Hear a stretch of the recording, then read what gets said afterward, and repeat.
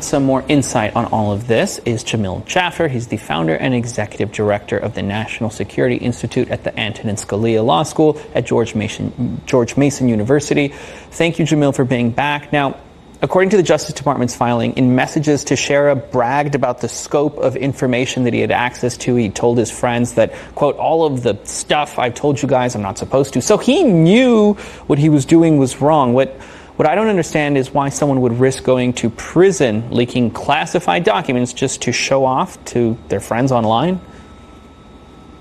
That really is the mystery here, Nick. It's not clear why Teixeira did this, right? It's clear that he was accessing material that he didn't have authorized access to, that he shouldn't have been looking at. His supervisors counseled him multiple times.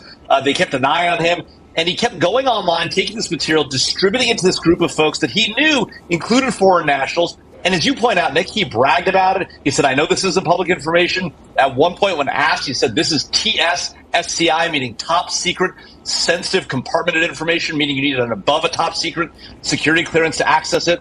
He knew all these things and continued to do it. And so his lawyers, in explaining to the judge, his position without having taken a plea yet, it's clear that he knows what he did.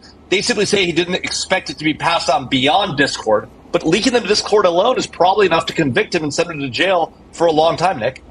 Yeah, that's true. Now, in the filing, prosecutors also acknowledged that the background check for his security clearance failed to detect things like, quote, the significant volume of racist, anti-Semitic, and violent rhetoric that he was posting online. Is internet activity overlooked in the vetting process, or do you think that it's kind of common behavior and not usually a cause for concern for recruiters in the National Guard or anyone after a recruiter?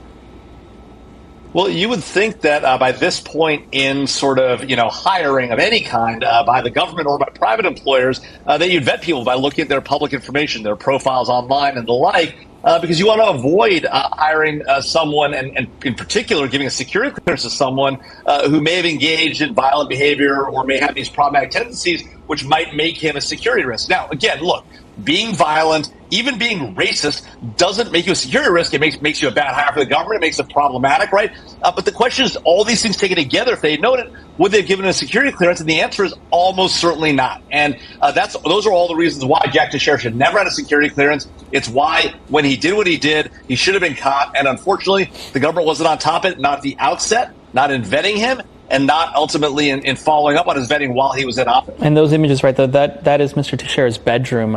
This has also come out as well. I mean, maybe it's something that you would expect from a young kid who's in the National Guard or interested in maybe being in the Army one day or something like that, but it is the racist, the violent posts, the love for guns. That's probably why you saw the FBI roll up with 10 people. There was a guy on top of the FBI vehicle with a turret gun. I was surprised at first, but now it kind of makes sense. I guess that's how the FBI rolls when they're coming to arrest somebody who they know has an affinity for firearms.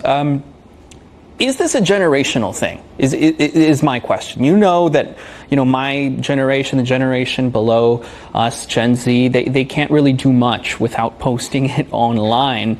Do you think that moving forward, this is going to be a concern for the Army, for armies across the world? I mean, they're going to have this whole generation of people who tend to readily share things online, even though they probably shouldn't.